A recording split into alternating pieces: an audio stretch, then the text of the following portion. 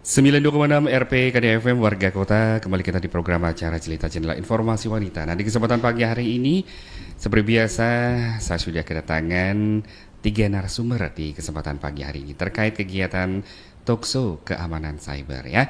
Yang pertama ada Ibu Sri Ayu Sutrisna Eskom MT selaku Kepala Bidang Persandian Diskominfos Kota Denpasar. Selamat pagi Ibu. Selamat pagi Gong. Kemudian ada Ibu Tu Ananta Wijaya Eskom selaku Sandiman Ahli Pertama Diskominfos Provinsi Bali. Selamat pagi. Selamat pagi Bli. Ada Inyoman Sri Jaya Kusuma Eskom selaku Pranata Komputer Ahli Pertama Diskominfos Provinsi Bali. Selamat pagi. Selamat pagi Bli. Baik, nah tema kita di kesempatan pagi hari ini adalah bug hunting gitu ya bacaannya ya. Baik, yang pertama saya akan beralih ke Ibu Kabit terlebih dahulu. Apa yang dimaksud dengan bug hunting dalam konteks keamanan cyber Ibu? Baik, terima kasih. Selamat pagi warga Kota Denpasar. Jadi yang kita mau perbincangkan nih pagi ini itu tentang bug hunting. Ini kita ditemenin dari teman-teman provinsi nih. Ini sudah pakar-pakarnya bug hunting nih ya.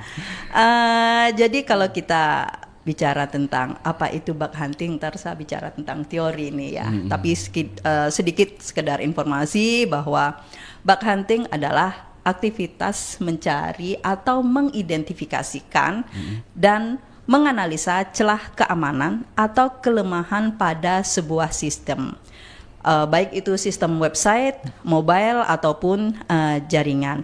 Jadi di sini harapannya sebelum sebuah sistem elektronik, karena kita ketahui kan ya, jadi pemerintah khususnya dalam sistem pelayanan publik itu sudah mempergunakan sistem elektronik, baik itu aplikasi, kemudian baik itu mobile, itu sudah mempergunakan aplikasi. Jadi sebelum layanan itu dipublish, jadi harapan kami dengan bantuan dari bug hunting di sini, jadi kami lebih awal mengetahui celah-celah kerentanan keamanan. Jadi sebelum sistem itu dipublish, harapan kami dari rekan-rekan yang berkenan secara profesional melakukan hunting atau bug hunter di sini itu melakukan identifikasi, kemudian menemukan celah-celah kerentanan keamanan dari sistem elektronik yang dibangun oleh pemerintah sebelum dilakukan implementasi ditujukan kepada masyarakat. Mungkin seperti itu, Jong. Mungkin dari rekan-rekan nanti bisa tambahkan lagi, nggih? Iya, nah mungkin dari siapa dan mungkin dari Putu ataupun Nyoman bisa ditambahkan? Oke, mungkin sedikit tambahan ya. Jadi kalau misalnya lebih simpelnya mungkin ya, biar warga kota juga mengerti tentang apa sih itu bug hunting. Nah, kita bayangkan aja nih, bug hunting itu kayak berburu lah ya. Berburu di mana kita anggap suatu sistem itu sebagai rumah ya. Suatu rumah kan banyak pintu dan jendela tuh. Nah, itu merupakan celah-celahnya. Nah, bagaimana nanti kegiatan bug hunting itu dilakukan untuk mengetahui dari mana sih celah-celah yang yang bisa dimasuki oleh peretas ataupun bug hunter, itu bisa dibilang ya, bug hunter untuk memasuki sistem tersebut. Jadi diketahui di mana nih celah-celahnya di rumahnya itu, misalnya dari jendelanya, dari pintunya, dari atapnya, mungkin seperti itu sih. Sederhananya seperti itu. Iya, harus segera diatasi iya, semuanya. Betul. Baik, nah sekarang saya beralih ke Ananta. Mengapa bug hunting di sini menjadi semakin penting ya di era transformasi digital saat ini? Ya, jadi kalau kita berbicara bug hunting kan kita tidak lepas berbicara terkait dengan teknologi ya, teknologi informasi, sebuah teknologi yang mengirimkan data satu sama lain. Nah, di zaman ini kan kita lihat perkembangan teknologi itu sangat masif ya, perkembangan internet itu sangat benar-benar dampaknya sangat luar biasa. Jadi kalau yang dulu mungkin hanya beberapa orang yang bisa mengakses, sekarang hampir seluruh orang bisa mengakses internet.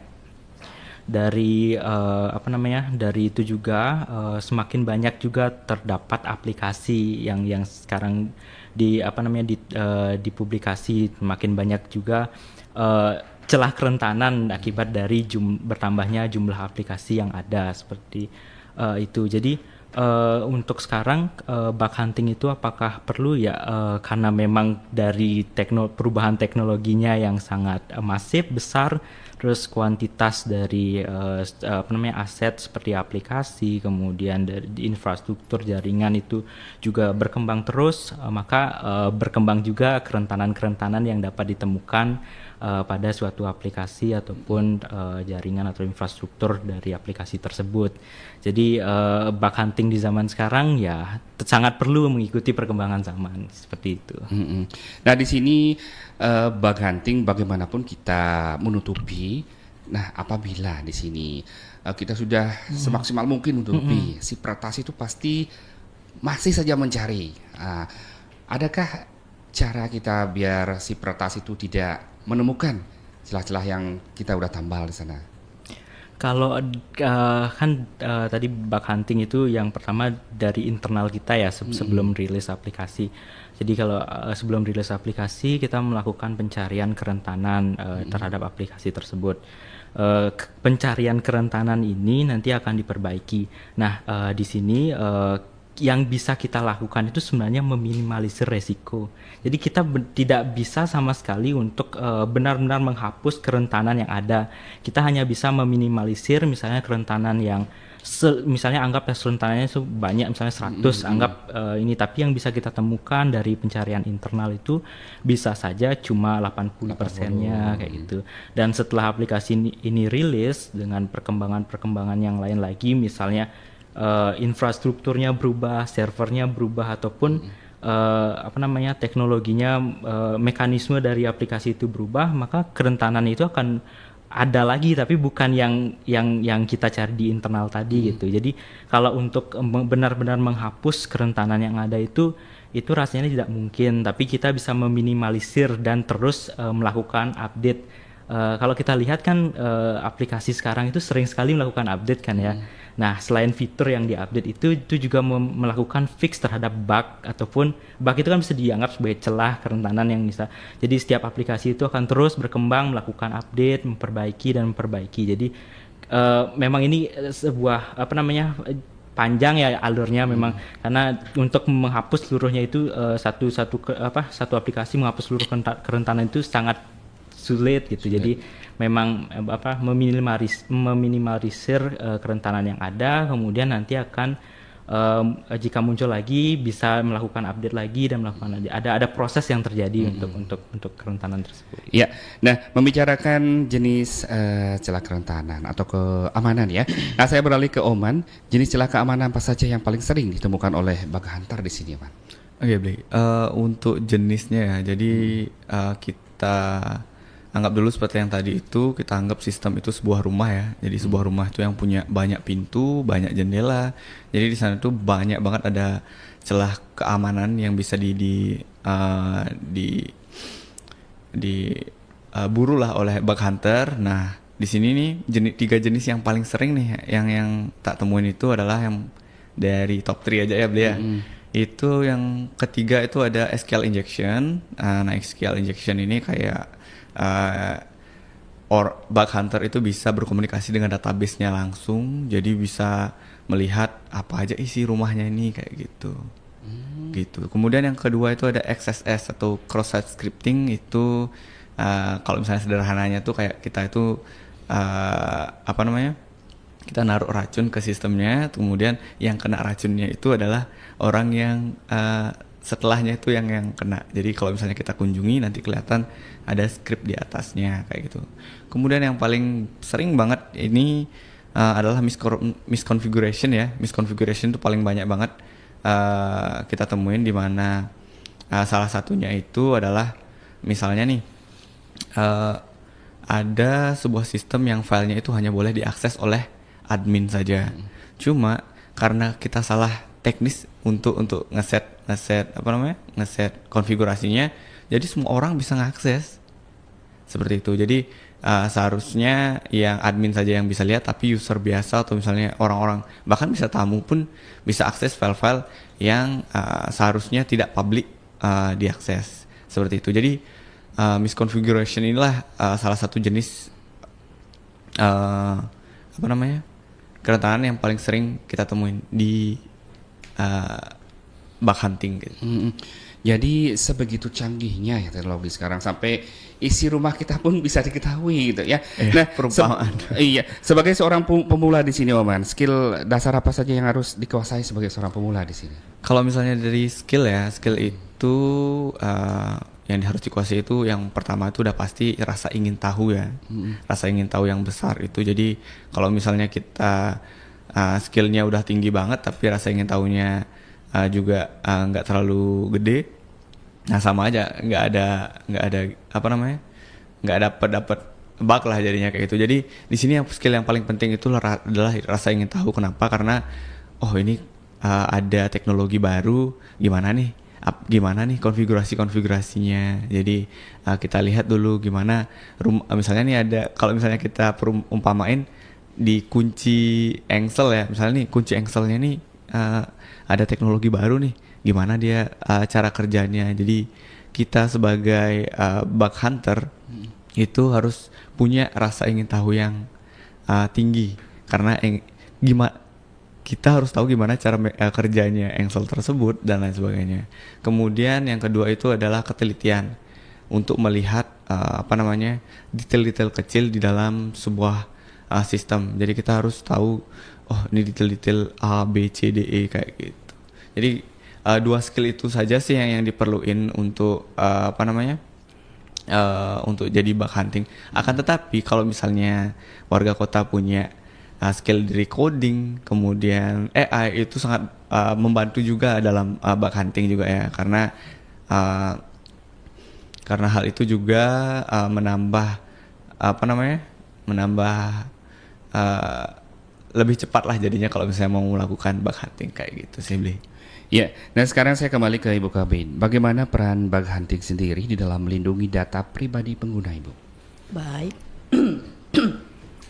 Jadi bug hunting mungkin tadi masuk ke definisi tadi ya. Kalau si Oman menjelaskan bahwa ibaratnya ini sebuah sistem elektronik itu adalah sebuah rumah, Pak Gung.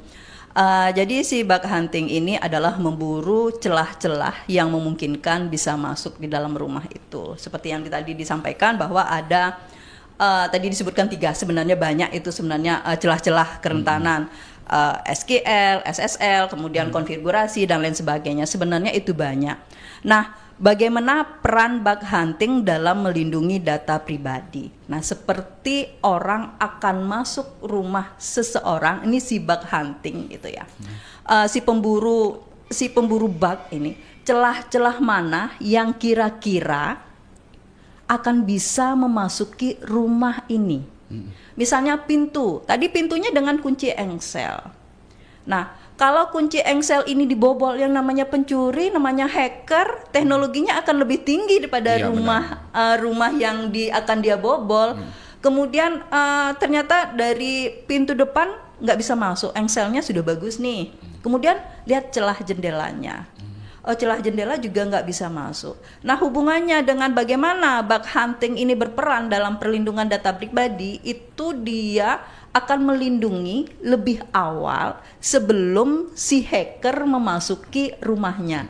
Nanti dia ngasih tahu nih si bug hunting, ibu bapak rumahnya bisa loh saya ngelihat siapa aja yang ada di dalam, ada ibu, ada bapak, ada nenek yang lagi sakit dan lain sebagainya, dan saya tahu loh brankasnya, nah nomor rekeningnya kan. Nah, dengan hal seperti itu sangat berperan sebelum si pencuri bisa masuk. Jadi, Bapak boleh nggak ditutupin brankasnya, lebih rahasia lagi tempatnya. Kemudian tirainya boleh nggak yang lebih tebal lagi. Nah, jadi seperti itu. Jadi menginformasikan lebih awal sebelum celah atau peluang si pencuri bisa masuk untuk menerobos data atau hal-hal yang sensitif yang ada di sistem elektronik itu. Jadi tadi bukan berarti bug hunting itu bisa menerobos rumah kita, tidak Pak Gung. Tadi si Oman menjelaskan bahwa itu ibaratnya ini rumah, sistem elektronik itu rumah. Jadi jangan sampai peluang-peluang hacker untuk masuk. Jadi si bug hunter ini itu memberikan informasi terkait dengan celah kerentanan, keamanan, baik itu terkait dengan data informasi, kemudian terhadap kelemahan sistem si pengguna nantinya. Jadi bukan sekedar sistemnya yang lemah, tetapi ketika sistem itu sudah digunakan, si pengguna pun bisa berperan dalam membuka peluang untuk ditembus oleh si hacker. Jadi seperti itu. Jadi lapisannya harus lebih banyak lagi nih di dalam keamanan sistem informasi agar data-data pribadi itu tidak mudah diambil. Jadi seperti itu. Iya, dan di sini beralih ke Ananta kembali. Jadi banyak orang mungkin masih ada yang menganggap bahwa bug hunter itu hacker jahat di sini Ananta ya. Nah, bagaimana meluruskan stigma tersebut ke masyarakat? Oke, baik Bi. Jadi mungkin dari warga kota mungkin bingung terkait dengan hacker, dengan bug hunting. Jadi kalau bug hunting itu kan sebuah perilaku ya untuk mencari sebuah kerentanan dari sistem elektronik, misal kayak tadi aplikasi berupa website atau aplikasi mobile, kemudian dari infrastruktur jaringan, dan kemudian juga mencegah data dan informasi keluar dari sana. Untuk bug hunting ini itu sih sebenarnya tergantung orangnya. Jadi kalau misalnya orangnya sendiri dari mempunyai etika untuk apakah bug hunting ini akan dilaporkan kepada yang mempunyai aplikasi, atau ternyata malah hasil dari kerentanan dari bug hunting ini malah digunakan untuk melakukan kejahatan. Misal data pribadi tadi sudah didapatkan. Kalau orangnya ini mau, dia bisa melaporkan kepada pemilik aplikasi. Tapi kalau dia punya niat yang jahat, dia malah menyebarkan atau menjual belikan data tersebut di di internet seperti itu. Jadi kalau kita melihat gimana sih sisi negatif dari bug hunting ini, itu tergantung dari orangnya tersebut. Jadi hacker itu ada yang hackernya yang baik, ada juga hacker yang buruk, itu tergantung dari niatnya. Jadi dari kita melihat tersebut, jadi kita nggak bisa menganggap semua hacker itu jahat, yang pasti ini hackernya udah pasti jahat, tidak. Jadi kalau bug hunting itu ada juga berbagai platform bug hunting yang menawarkan reward, misalnya apresiasi, misalnya uang seperti itu. Nah, hacker itu bisa yang berhasil menemukan kerentanan itu bisa mengikuti program tersebut dan mendapatkan uang daripada dia bisa menjual belikan di internet seperti itu. Jadi itu sih tergantung dari niat dari hacker tersebut, dan kita tidak bisa menyamaratakan sih untuk hacker apakah semuanya jahat atau tidak. Itu tergantung niatnya sih. Iya. Nah, kalau boleh saya tahu di sini bagaimana sih alur kerja bug hunting itu dari awal sampai dibayar di sini? Nah, mungkin saya kasih contoh dari gini ya, dari Provinsi Bali. Kalau untuk di bidang persandian itu kita punya yang namanya website aduan CSIRT. Jadi website aduan CSIRT itu pengguna itu bisa melakukan pelaporan berupa kerentanan ataupun insiden. Jadi kalau kerentanan itu yang tadi celah-celah keamanan, kalau insiden itu celah-celah kerentanan itu yang sudah dieksploitasi ya. Anggaplah bisa dibilang lah ini website aduan CSIRT itu adalah salah satu bentuk dari bug hunting karena melaporkan kerentanan.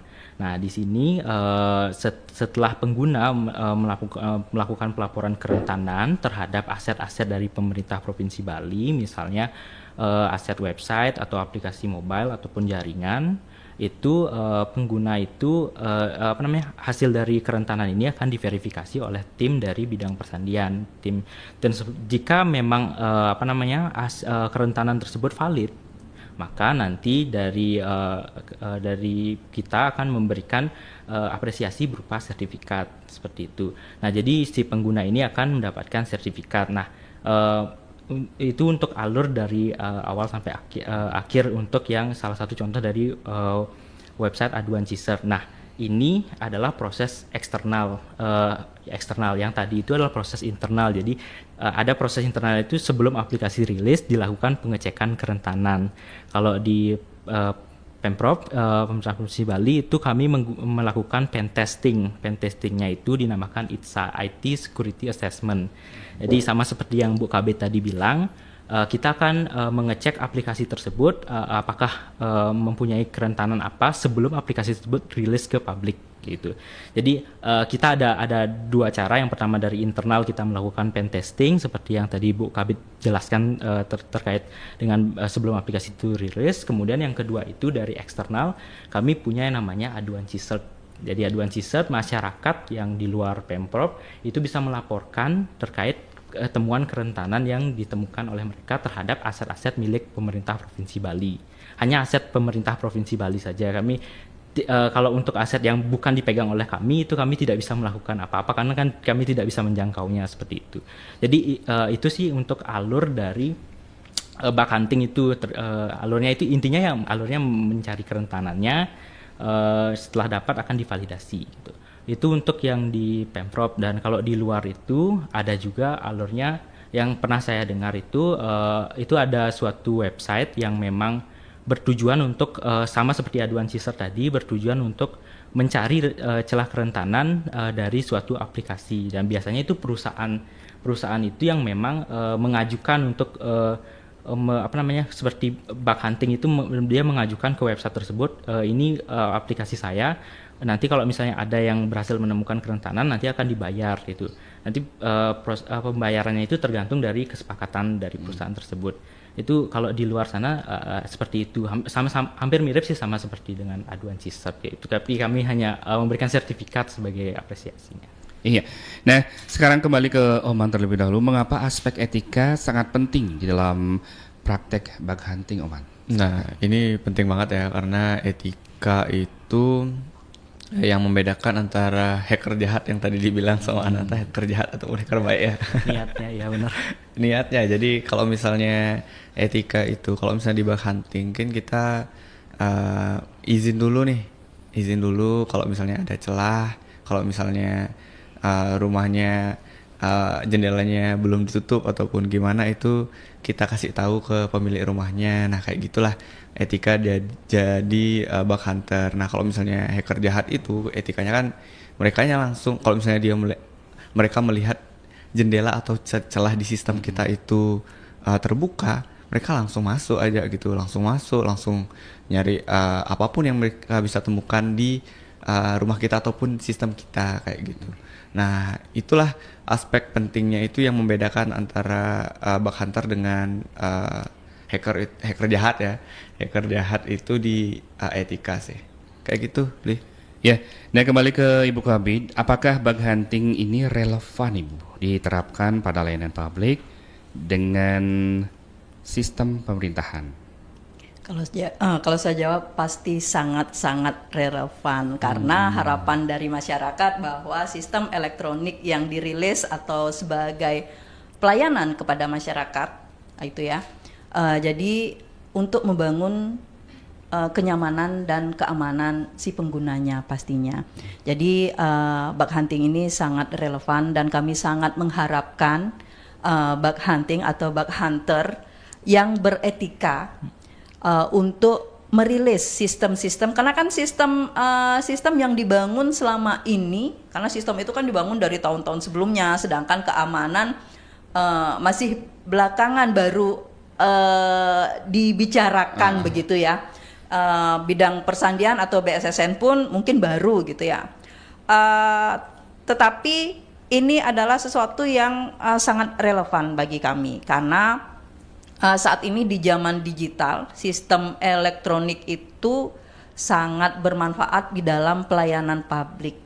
Jadi ketika layanan publik yang diberikan oleh pemerintah itu mengakibatkan atau berdampak sosial engineering gitu ya, mengganggu kenyamanan masyarakat ketika menginginkan sebuah pelayanan di pemerintah, misalnya layanan KTP, layanan perizinan dan lain sebagainya, itu terganggu karena datanya bocor dan lain sebagainya. Disinilah fungsi bug hunting di sini untuk mengetahui lebih awal agar data-data yang tersampaikan atau data-data yang ada dalam sistem elektronik itu tidak bocor nantinya.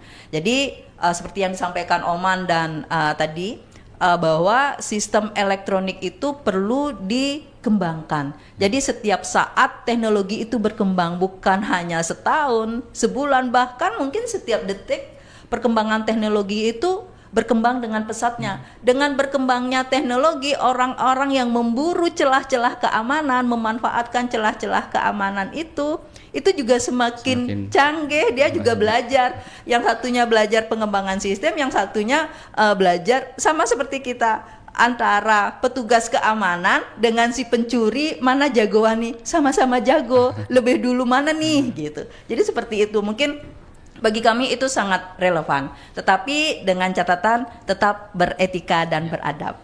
Iya, nah semakin menarik ini kita membicarakan terkait bug hunting. Baik, sebelum kita lanjutkan, satu single sudah kami siapkan menemani Anda di kesempatan pagi hari ini warga kota. Nah sekarang saya akan beralih ke Ananta. Apakah masyarakat umum boleh ikut melaporkan bug meskipun bukan profesional di sini? Baik, jadi masyarakat umum ya. Jadi untuk warga kota itu melaporkan bug itu sangat bagus sih. Maksudnya warga umum itu mungkin menganggapnya kayak ini harus bugnya itu apakah harus bug yang benar-benar canggih yang ditemukan atau kerentanan yang canggih itu yang ditemukan, tidak. Sebenarnya kerentanan itu ada juga yang sederhana tapi mematikan. Contohnya kayak yang tadi top 3 yang dibilang sama Oman tadi, itu ada satu yang teratas itu ada security misconfiguration. Jadi kalau security misconfiguration itu simpelnya ada kesalahan konfigurasi sehingga adanya kejanggalan suatu hak akses ataupun suatu mekanisme dari aplikasi itu bekerja.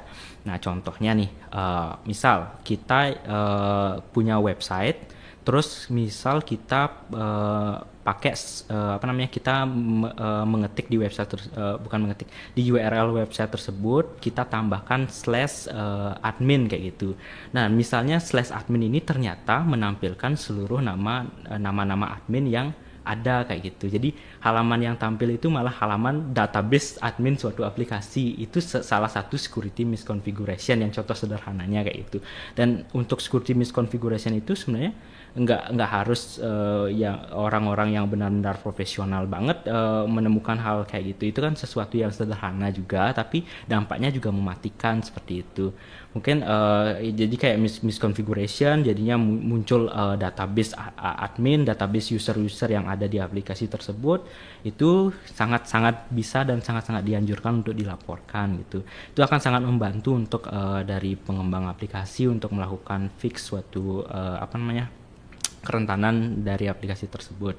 Dan juga untuk catatan juga kalau untuk mencari celah kerentanan itu supaya yang dilaporkan itu untuk agar lebih lengkap, misalnya bagaimana cara untuk menemukan kerentanan tersebut hingga jadi menjelaskan secara lebih lengkap gimana cara menemukan kerentanan tersebut sehingga nanti pengembang aplikasi akan lebih terbantu kayak gitu. Jadi masyarakat umum sangat boleh dan sangat-sangat dianjurkan jika memang menemukan celah kerentanan. Celah kerentanannya itu bisa hal yang sederhana seperti tadi misconfiguration yang bisa dicari contohnya tadi seperti usernya muncul, dan itu bisa sangat-sangat membantu dan sangat untuk dilaporkan jika dilaporkan. Iya, nah saya beralih ke Oman. Apakah bug hunter ini harus selalu jago ngoding atau ada peran lain yang bisa dilakukan, Oman? Nah, kalau misalnya untuk warga kota ya yang mau ingin belajar tentang bug hunting ya, sebenarnya ini berita yang bagus karena bug hunting itu nggak selalu harus jago ngoding ya. Jadi ada banyak hal di sistem keamanan sebenarnya yang bisa digali. Misalnya salah satunya itu adalah mencari ada beberapa fokusnya. Ada yang fokusnya ke proses bisnis, ada yang pelaporan, ada yang social engineering awareness-nya ataupun di edukasinya. Nah, kalau misalnya warga kota itu ingin belajar, sebenarnya yang dibutuhin itu cuma 3 hal aja, yaitu ketelitian, keingintahuan belajar, dan juga rasa ingin tahu yang besar. Nah, itu saja sih yang sudah cukup untuk menjadi bug hunter. Kemudian kalau misalnya untuk ngoding itu sebenarnya nilai plus. Kalau misalnya warga kota itu punya skill ngoding juga mau jadi bug hunter, itu merupakan salah satu skill yang jadi salah satu nilai plusnya. Nah, kalau misalnya salah satunya saya jelaskan di sini terkait ada yang spesialisasinya di proses bisnis ya. Mungkin salah satunya yang kita sering ketemui itu mungkin kalau misalnya di berita-berita itu ada orang-orang yang bisa belanja di e-commerce tapi harganya tuh nol misalnya kayak gitu kan, atau misalnya dapat harga yang murah. Nah, itu tuh orang-orang yang memanfaatkan celah kerentanan itu di proses bisnisnya kayak gitu. Jadi logiknya kayak gimana. Nah, itu nggak perlu skill coding sebenarnya. Seperti itu. Jadi skill coding itu adalah nilai plus sebagai bug hunter. Iya. Seperti itu. Nah, sekarang beralih ke Ibu Kabit. Bagaimana cara melakukan pelaporan kerentanan yang bertanggung jawab, Ibu? Oke, tadi udah disampaikan sama Oman sama Ananta tadi ya, bahwa celah-celah kerentanan itu siapa saja bisa melakukan, terus siapa saja sih yang bisa melakukan bug hunting. Nah, ketika kita berpeluang atau suka berhunter nih ya, karena ini kan hobi, bakat, kemudian kemauan gitu kan. Kadang mau, kemauan, dan niat. Kalau niatnya jahat, berarti dia manfaatkan untuk hal-hal yang negatif. Jadi akan merugikan semua pihak. Tetapi kalau yang berniat baik dan beretika, dia akan melakukan hal-hal itu untuk kebaikan sebuah operasional. Khususnya kalau harapan kami nih dari pemerintah, bagi bug hunting atau bug hunter yang suka bertualang di sistem elektronik gitu ya, khususnya mungkin di pelayanan publik milik pemerintah gitu, boleh melaporkan secara etika. Jadi cari tahu akun resmi dari sistem elektronik si pemilik sistem elektronik. Jadi pemerintah mana nih yang punya, kalau ditemukan nih bugnya. Kemudian dilaporkan secara resmi dengan menunjukkan identitas si pelapor, kemudian alamat yang dilaporkan, maksudnya alamat URL dari sistem elektroniknya, kemudian hal-hal apa yang bocor, kemudian kalau boleh nih, kalau memiliki kemampuan, rekomendasi hal apa yang harus dilakukan oleh si pemilik sistem ini dalam menutup celah-celah keamanan tersebut. Kalau bagi kami seperti itu. Dan kami di pemerintah Kota Denpasar, mungkin sama juga di provinsi yang disampaikan Ananta tadi, kami juga memiliki website aduan CISET yang difasilitasi memang dari BSSN. Jadi bagi bug hunter di Kota Denpasar, masyarakat Kota Denpasar yang menemukan bug itu bisa dilaporkan di aduan CISET atau di pengaduan Kota Denpasar, dan link lain di media sosial di link masing-masing pengaduan Kota Denpasar. Jadi melalui Pro Denpasar juga boleh. Jadi seperti ini, Kak. Iya. Nah, di sini apakah setiap laporan kerentanan berhak mendapatkan apresiasi atau imbalan? Nah, Ananta, silakan. Oke. Jadi untuk setelah user bisa melapor, setelah pengguna bisa melaporkan itu, biasanya sih yang sering saya lihat itu akan ada apresiasi. Jadi apresiasi ini mungkin bukan dalam bentuk uang, mungkin kayak contohnya untuk di aduan CISET itu berupa sertifikat atau piagam. Terus juga ada yang lain, misalnya mungkin bukan dalam bentuk uang saja gitu, mungkin dalam bentuk kerjasama, mungkin dengan perusahaan atau pemilik dari aplikasi tersebut kayak gitu. Jadi apakah berhak mendapatkan itu sih sebenarnya tergantung dari apakah dari pemilik aplikasi, dari owner, apakah dari institusi ataupun dari perusahaan tersebut memang melakukan melakukan pencarian bug hunting gitu, dan dengan melibatkan masyarakat atau para profesional. Jadi kalau memang iya dan itu dari pemilik aplikasinya menentukan apakah mereka memang mau memberikan apresiasi atau tidak. Tapi biasanya juga dari masyarakat, dari profesional atau dari masyarakat, kalau memang menemukan seperti itu kan biasanya masyarakat pasti meminta sesuatu dan apresiasi. Jadi kalau yang saya lihat sih jadi kebanyakan sih akan mendapatkan apresiasi berupa hal yang tadi, cuma ada juga yang tidak mendapatkan, dan intinya itu semua tergantung bagaimana proses dari bug hunting tersebut. Kalau memang perusahaan tersebut memang benar-benar ingin mendapatkan bug, itu akan lebih baik jika menyertakan apresiasi apa gitu, akan semakin banyak yang akan ikut kan, jadinya seperti itu. Jadi tergantung dari proses dari bug hunting tersebut, apa yang akan dilakukan oleh pemilik aplikasi, seperti itu sih. Ya, nah sekarang saya beralih ke Oman. Seiring perkembangan zaman, bagaimana peran teknologi AI dalam proses bug hunting saat ini, Oman? Oke, AI ya. Jadi ini salah satu bisa dibilang pedang bermata dua ya. Pedang bermata dua ini AI ini. Di mana di salah satu sisi AI itu bisa membantu kita sebagai bug hunter untuk salah satunya menganalisis kerentanan, kemudian menganalisis kode, kemudian bisa membantu kita dalam membantu kita dalam hal membaca kode secara cepat. Kenapa? Karena kalau misalnya kita baca manual nih kan satu-satu, misalnya kode itu bisa sampai 1000-an misalnya kayak gitu. Nah, manusia itu kadang-kadang agak lama bacanya, baca satu-satu kan harus lama tuh. Nah, AI ini bisa baca itu semua sekaligus. Kemudian kalau misalnya AI itu salah satunya bisa memindai atau misalnya scanning misalnya untuk rumah punya 1000 pintu. Kalau misalnya manusia ngecek satu-satu pintu kan lama nih. Nah, kalau misalnya AI dia bisa ngecek langsung sekaligus ke 100 pintu atau misalnya 100 celah yang ada di sistem itu. Nah, seperti itu. Nah, kalau misalnya dari segi baiknya itu ya, kalau misalnya dari segi jahatnya, kalau misalnya AI itu digunakan untuk bikin skrip-skrip yang berbahaya untuk user, itu juga sisi negatifnya. Kemudian kalau misalnya tadi yang celah-celah tadi yang seharusnya membantu bug hunter tapi digunakan untuk hacker, itu jadi salah satu dampak negatifnya sih untuk AI. Nah, jadi sebenarnya AI ini adalah pedang bermata dua ya. Bisa dipakai buat yang baik, bisa pakai buat yang nggak baik lah kayak gitu.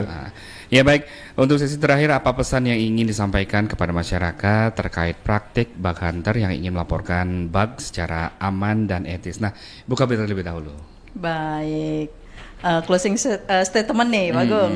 Ya, bagi bug hunter atau masyarakat yang peduli terhadap keamanan siber, jadi ingat, kemampuan yang hebat datang dari tanggung jawab yang besar. Jadi gunakan jalur resmi, kemudian jaga kerahasiaan, dan tetap hormati batasan. Ya, sekarang Ananta, silakan. Baik, untuk warga kota, untuk selalu mempunyai etika dalam perburuan bug hunting, karena kan kita tahu sendiri kemampuan itu kan bisa dicari di internet dengan mudah, tetapi jika etika dalam kita melakukan bug hunting itu tidak baik, misalnya kita ingin mendapatkan reward, ingin menjual data tersebut, itu adalah perilaku yang salah, itu akan menjadi bermasalah bagi kita sendiri gitu. Jadi selalu perhatikan etika dalam melakukan bug hunting. Oman terakhir. Oke, pesan saya ini cukup sederhana ya. Jadi untuk warga kota, rasa penasaran itu bagus, tapi salurkan di jalur yang benar. Kalau menemukan celah keamanan, jangan disebar, jangan dieksploitasi, laporkan dengan baik ke pemilik sistemnya. Nah, kalau misalnya untuk pemerintah, bisa laporkan ke CISERT ataupun ke BSSN-nya langsung. Nah, ingat, satu laporan yang bertanggung jawab jika tidak melindungi data ribuan bahkan jutaan orang, jadilah bagian dari solusi, bukan bagian dari masalah. Karena keamanan siber itu adalah tanggung jawab kita bersama. Iya, mantap sekali. Baik, nah itu dia warga kota, bincang talkshow kita bersama ketiga narasumber. Semoga bermanfaat. Ada baiknya kita tetap menjaga kerahasiaan data pribadi kita ya, agar jangan sampai teretas. Semoga bermanfaat informasi di kesempatan pagi hari ini bincang talkshow kita bersama tiga narasumber ya.